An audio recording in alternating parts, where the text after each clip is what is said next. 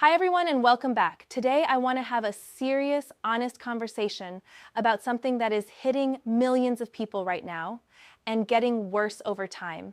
And that's those messages that land on your phone or in your email saying things like your identity needs to be confirmed or your benefits could be stopped, because whether they arrive as texts, emails, phone calls, or even social media messages, they're becoming more polished, more convincing, and much harder to spot than the clumsy scams many of us remember from years ago. So I want to walk you through how these schemes really work so you're in a stronger position to protect yourself and the people you care about.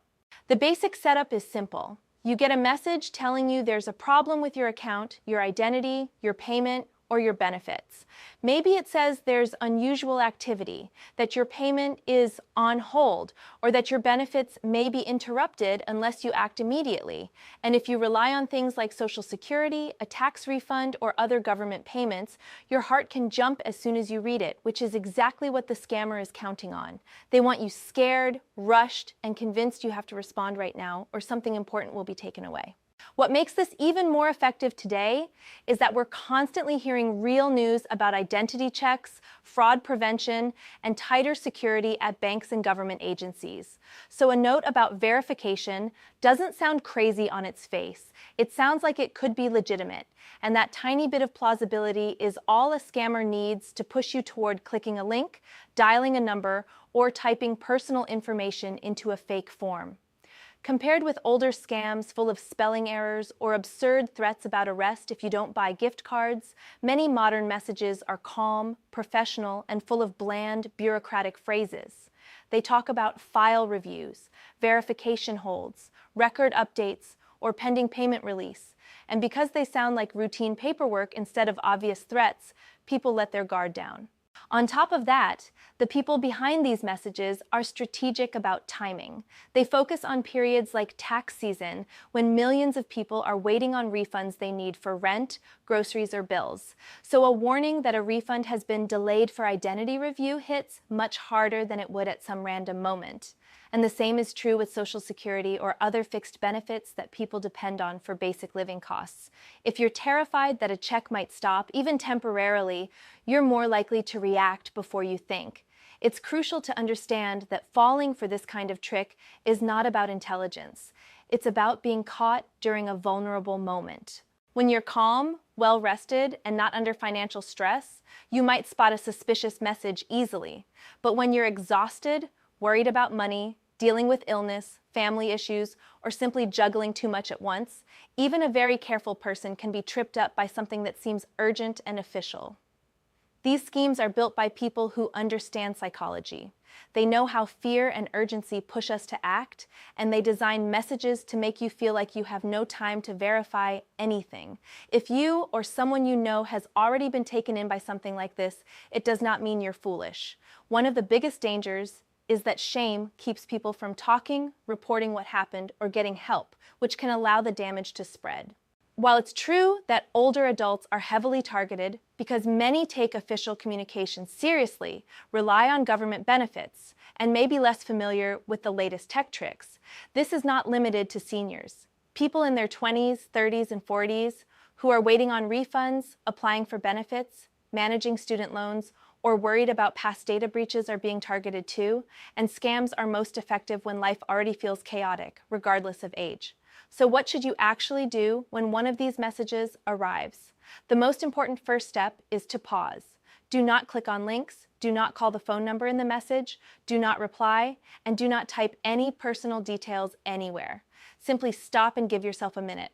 Reread the message and ask, was I expecting this? Is it trying to force me to act immediately? Is it threatening me with loss of money or benefits if I don't respond right away? Is it asking for sensitive data like my Social Security number, date of birth, bank or card numbers, or login information? If so, those are strong warning signs. Next, verify through your own trusted channels, not through anything in the message itself. That means going to the official website by typing the address in yourself, or using a phone number you already know is real from earlier letters, cards, or the official government site. Even if an email or text looks identical to something the government or your bank might send, contact details inside it can still lead you straight to the scammer, so always use contact info you look up independently. Also remember that the presence of your name, address, or partial social security number does not prove a message is genuine. Unfortunately, because of years of data breaches and leaks, scammers can access or buy lists with that kind of information and use it to personalize their messages. On a broader level, as fake messages become harder to distinguish from real government notices, trust in the whole system is affected. People may ignore legitimate letters because they're afraid of scams, or conversely reply to a scam because it looks exactly like the real thing, which makes it even more important that we learn to verify carefully. If you've already clicked a link or shared information, try not to freeze and panic. Focus on fast, practical steps. Change passwords for any accounts that might be exposed, especially email and financial logins. If you gave banking or card details, contact your bank or card issuer right away so they can monitor, freeze, or replace accounts and cards as needed. If you revealed your Social Security number, contact the Social Security Administration via official channels and consider placing a fraud alert or credit freeze with the major credit bureaus to make it harder for someone to open new accounts in your name. You can also report what happened to the Federal Trade Commission at reportfraud.ftc.gov. These reports help agencies see patterns and warn others. Talk about this with the people around you, especially anyone who manages household finances or receives government benefits, parents, grandparents, friends, neighbors, without shaming them. Just share a simple rule of thumb. If any message ever tells you to verify your identity now or lose money benefits, stop, breathe, and double-check through official contact methods you find yourself, not the ones provided in the message.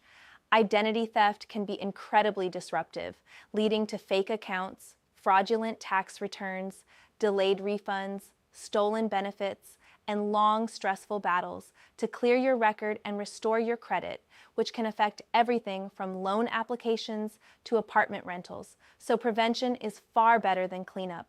The key idea I want to leave you with is this: when someone tries to rush you, that's your signal to slow down. Fear and urgency are a scammer's main tools, and they only work if you let them push you into reacting instantly. If you can train yourself to pause when something feels urgent and threatening and give yourself just a bit of time to think and verify, you will dramatically reduce your risk.